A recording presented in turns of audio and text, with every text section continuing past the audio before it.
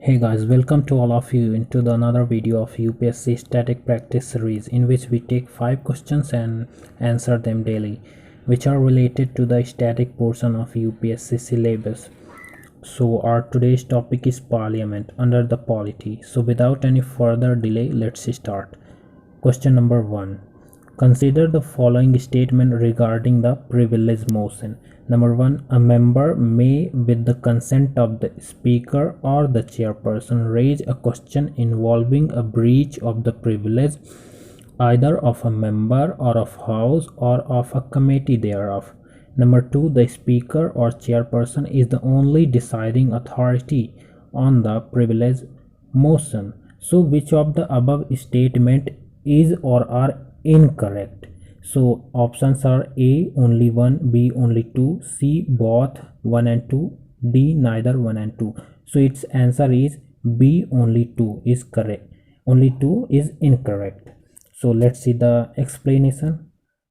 Rule number 222 in the chapter 20 of the Lok Sabha rule book and the correspondingly rule number 187 in the chapter 16 of the Rajya Sabha rule book governs the privilege.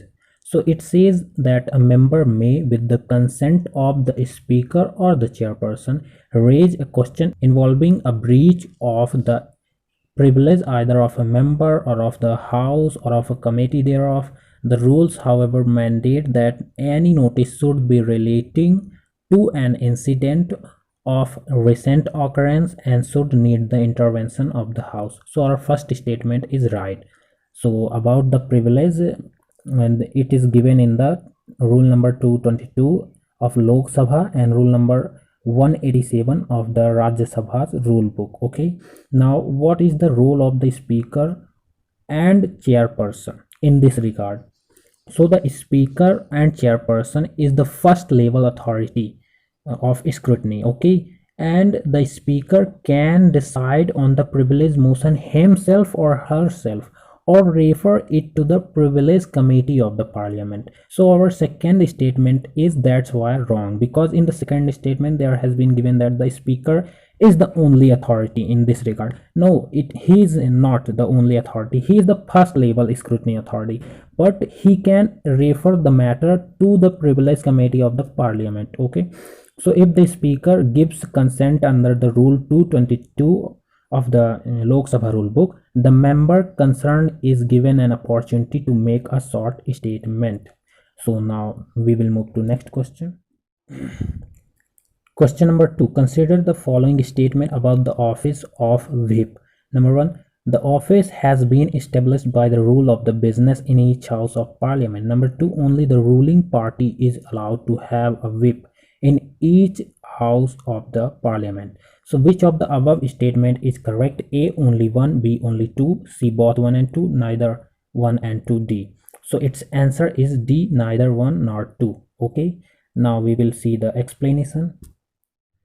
The office of whip is mentioned neither in the Constitution of India nor in the rule book of the House nor in the parliamentary statute.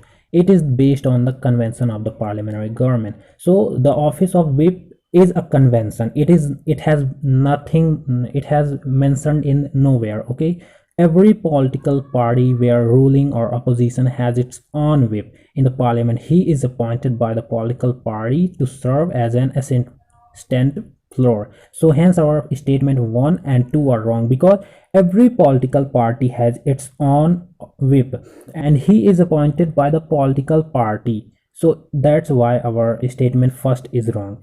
He is charged with the responsibility of ensuring the attendance of his party members in large numbers and securing their support in favor of or against a particular issue.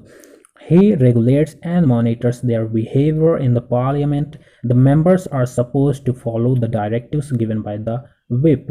So otherwise disciplinary action can be taken. Now we will move to next question.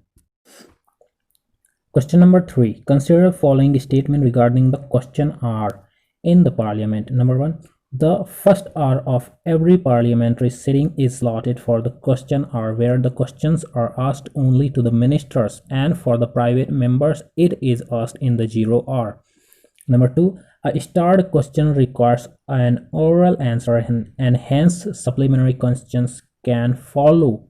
Number 3, questions may lead to the appointment of a commission, a court of inquiry, or even legislation. Which of the above statement is or are correct?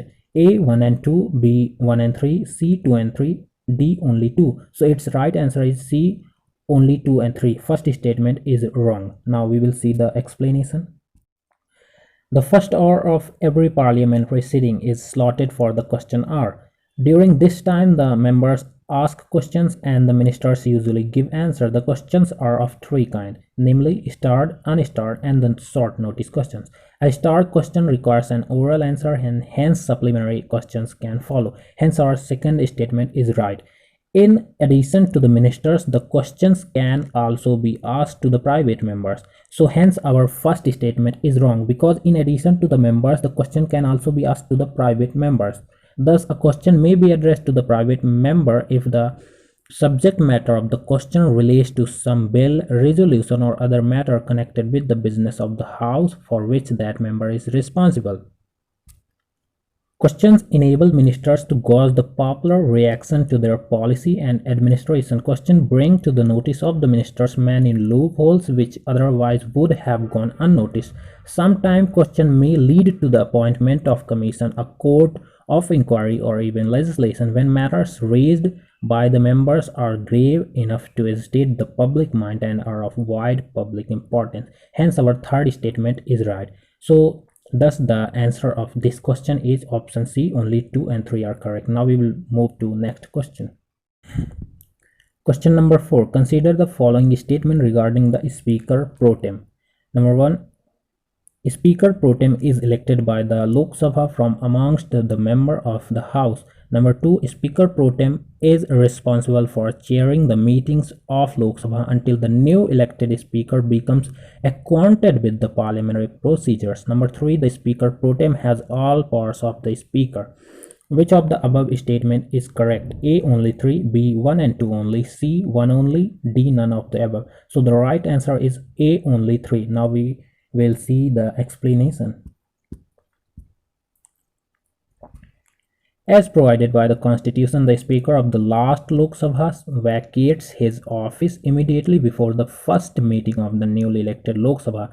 Therefore, the President appoints a member of the Lok Sabha as the Speaker Pro Tem. Usually, the senior most member is selected for this. So our first statement is wrong, because the Speaker Pro Tem is appointed by the President and not elected by the members of Lok Sabha. The Speaker Pro Tem has all powers of the Speaker. Hence our third statement is right. And C presides over the first sitting of newly elected Lok Sabha. Her main duty is to administer oath to new members. C also enables the House to elect the new Speaker.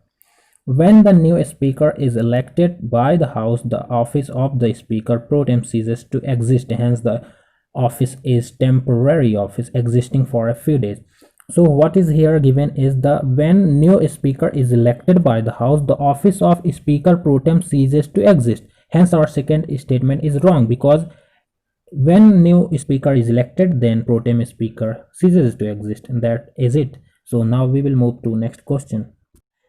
Question number 5. Consider the following statement regarding the power of the Lok Sabha Speaker. Number 1. Speaker prorogues an ongoing session of the Lok Sabha. Number 2. Speaker approves all the bills before it's sent for the presidential assent. Number 3. Speaker heads the appointment committee of the cabinet and appoints committee of the Lok Sabha. Which of the above statement is correct? A only 2, B 1 and 2, C 3 only, D none of the above. And the answer is D, none of the above. Now we will move to the explanation. President prorogues the session, i.e. end it. A speaker can only adjourn it for some time. Hence our first statement is wrong, because speaker do not prorogue the session. He only adjourn it. So president prorogue the session. Speaker only notify when whether a bill is money bill or not. So statement 2 is wrong. The Prime Minister heads the appointment committee of the cabinet. There is no appointment committee in the Lok Sabha.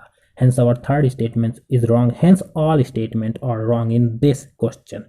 So that is it for today, guys. We will meet with the next 5 questions. For then, be happy and keep learning.